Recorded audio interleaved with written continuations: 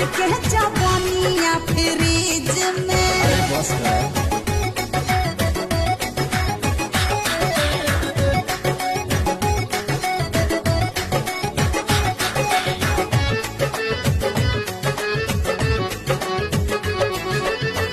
आग लगो बजर करो तोहरे नौकरिया, सगरो कमाई कवन लूट ले छोकरिया। अरे ऐसे कर रहा है।